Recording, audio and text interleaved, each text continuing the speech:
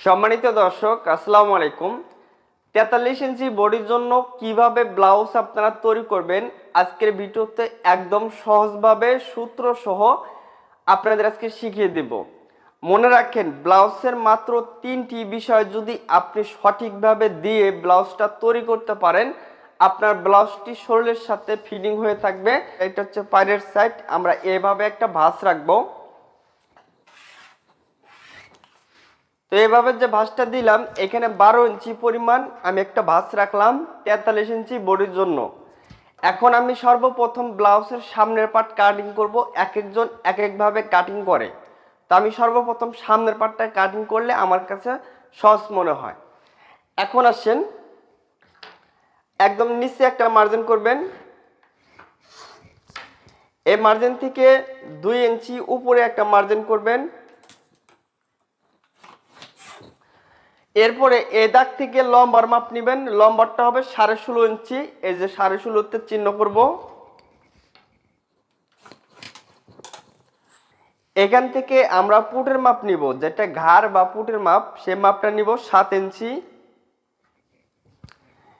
এখানেও 7 ইঞ্চি নিয়ে একটা চিহ্ন করব।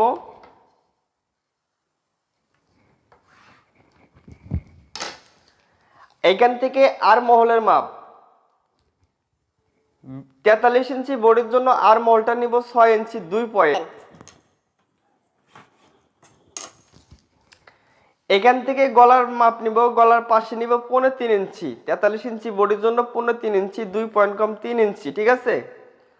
একটু নিচেও আবার 2 পয়েন্ট কম 3 ইঞ্চি নিয়ে একটা চিহ্ন করব।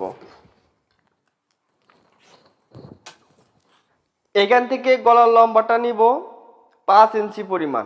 আপনারা চাইলে বড় রাখতে পারেন বা আরো ছোট রাখতে পারেন, সমস্যা নেই। আমি মিডিয়াম মাপটা দিচ্ছি 5 ইঞ্চি।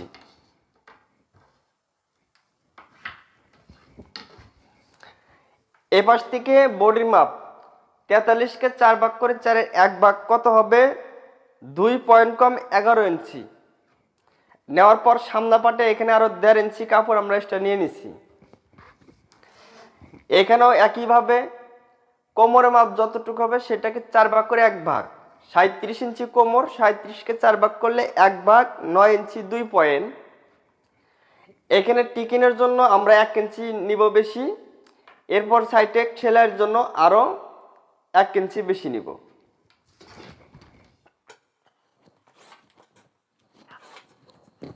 এই কোণার থেকে ধরে আমরা একটা চিহ্ন করব। এই কোণার থেকে ধরে 1.5 ইঞ্চি নিব। আবার এই পাশ থেকে ধরে আমরা এইভাবে নিব। ব্লাউজে কিন্তু হাতা এবং বডির পার্টে অবশ্যই তাল পাট কাটিং করতে হবে। এইভাবে একটা রাউন্ড শেপ করে নিব।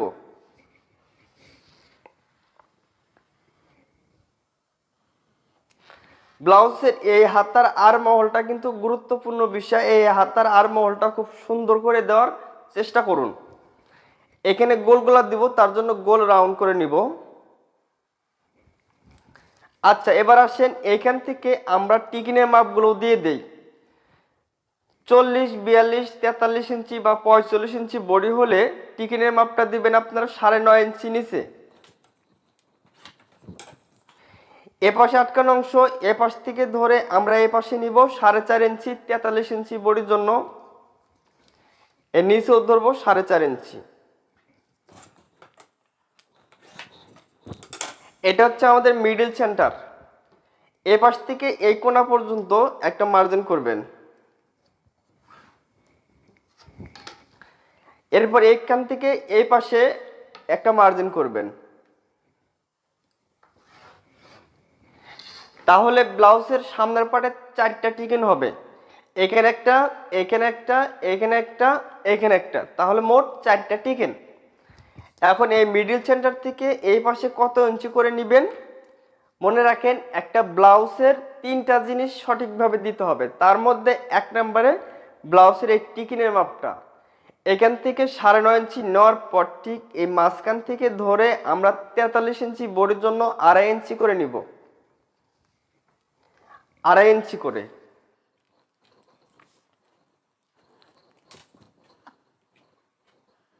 একটু বড় করে আমি এই চিহ্নটা দিয়ে নিলাম।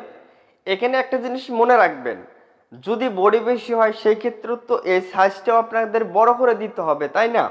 বডি কম হলে এটাও কম করে দিতে হবে। এখন যাদের বডি কম তাদের জন্য যদি এটা বড় করে দেন তাহলে লুজ হবে, ব্লাউজটা ভালো ফিটিং হবে না। আবার যাদের বডি বেশি তাদের জন্য যদি ছোট করে দেন তাহলে কিন্তু ব্লাউজটা মানে ফিটিংও হবে না, পরতেই পারবে না, ঠিক আছে? একটা ফিটিং একটা ব্যাপার আছে, সেটা হবে না।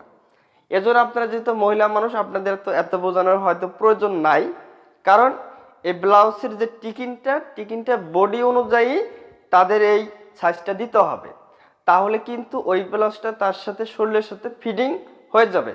এখন আমি কাটিং করব।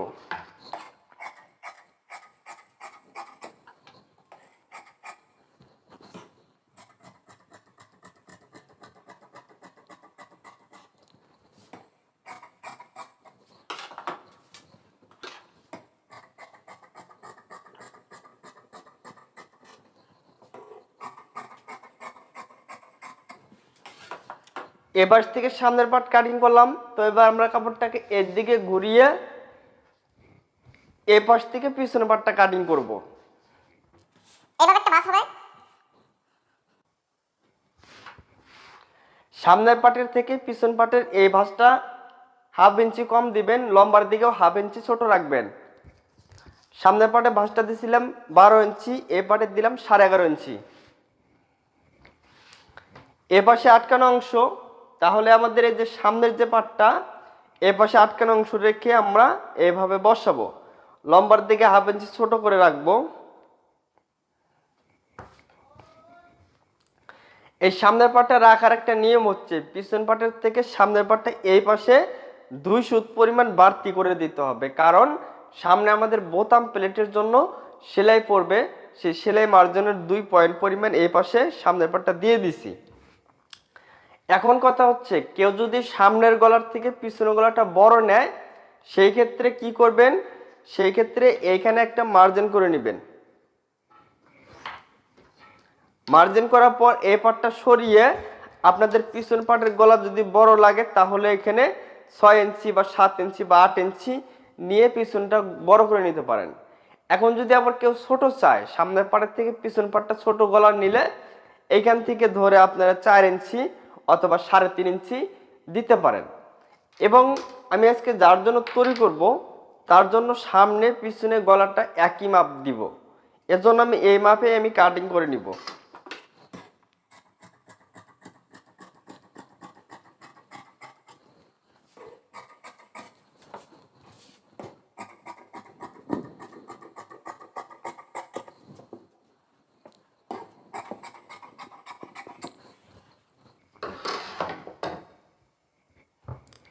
এভাবে কাটিং করে নিলাম, নেওয়ার পরে এইদিকে ঘুরে নিলাম। এটা হচ্ছে আমাদের পিছন পার্ট। পিছন পার্টে এখানে দেখেন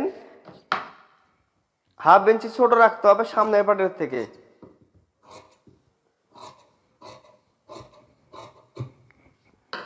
এখানে 1/2 ইঞ্চি ছোট করে দিলাম। এবার আমরা কি করব, এখানে তালপাট কাটিং করব। তালপাট কাটিং করার জন্য আমরা পিছনের পার্টটা সরিয়ে নিব, এটা হচ্ছে সামনের পার্ট। এই সামনের পার্টে তালপাটটা আমরা কাটিং করব।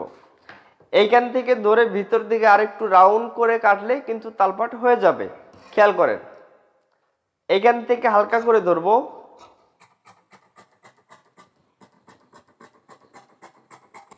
এই যে দেখেন এতটুকু পরিমাণ যদি সামনা পাটে কাটেন তাহলে কিন্তু তালপাট হবে।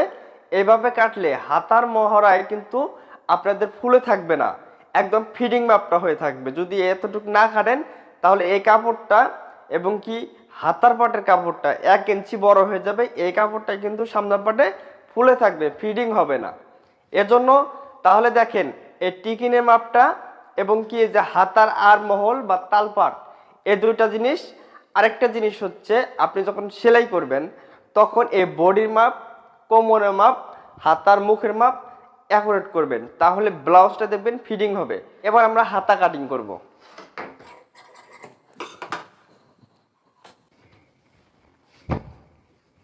দুইটা কাপড় এইভাবে রাখবো, নেওয়ার পরে এই কাপড়টাকে এইভাবে করতে হবে। কাপড়টা কিন্তু হাতার কাপড়টা খারাপ হাটে আসবে না, কারণ বড়ে বেশি, তার জন্য হাতার কাপড়টা পাতিলাভাবে দিতে হবে। এইভাবে রাখার পর কাপড়টাকে এইভাবে ভাঁজ করব।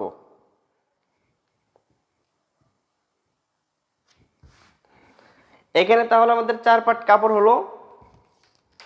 এখান থেকে হাতার মহড়াটা 43 ইঞ্চি বডির জন্য আমরা 9 ইঞ্চি কাটিং করব। লম্বার মাপটা নিব। ফিতাটা ঠিক এইখান থেকে ধরে যার যতটা প্রয়োজন লম্বা নেবেন। আমি এখানে লম্বাটা নিব দেখেন 12 ইঞ্চি, সেলাই মার্জিনের জন্য আরও হাফ ইঞ্চি বেশি। এরপর এইখান থেকে আপনারা নেবেন 3.5 ইঞ্চি, অর্থাৎ 2 পয়েন্ট কম 3 ইঞ্চি নিয়ে একটা চিহ্ন করব।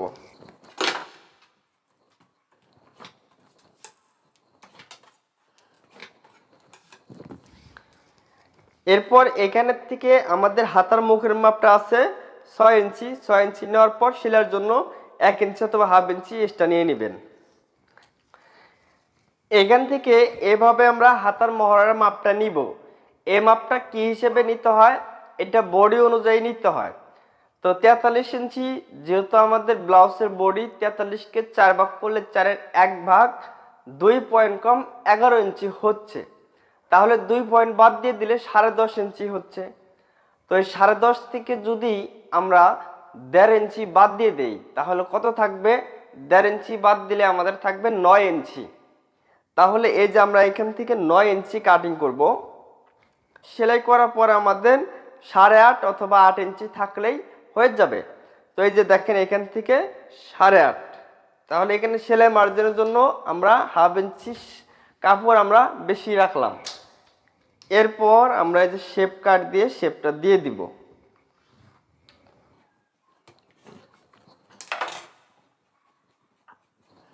তো দর্শক দেখেন এইভাবে হাতাটা কাটিং করতে হয়।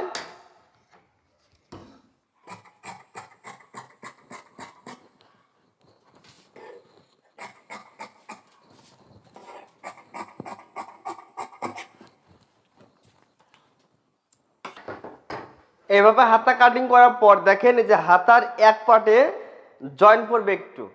যেহেতু বর্তমান কাপড়ের বহর খুবই কম, এজন্য কিন্তু হাতার মধ্যে জয়েন্ট পড়ে।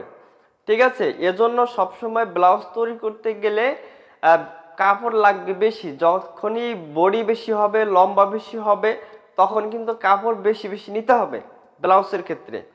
আচ্ছা, এখানে একটা পাটে একটু জয়েন্ট দিয়ে নিতে হবে। তাহলে এবার আমরা হাতায় তালপাট কাটিং এ চলে যাই। এইখান থেকে ধরে দেখেন এই যে এইভাবে হাতার তালপাট কাটতে হবে।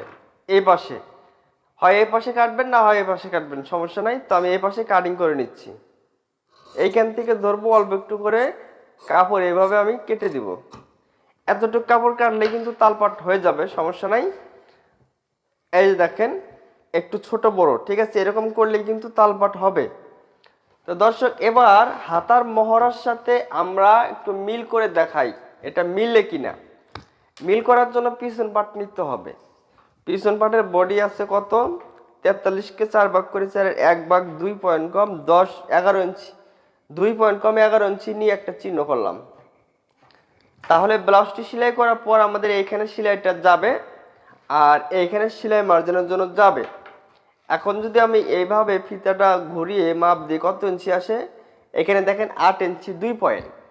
তাহলে 43 ইঞ্চি বডির জন্য আমরা হাতার আর মহলটা 8 ইঞ্চি 2 পয়েন্ট সেলাই করার পর রাখলেই হয়ে যাবে।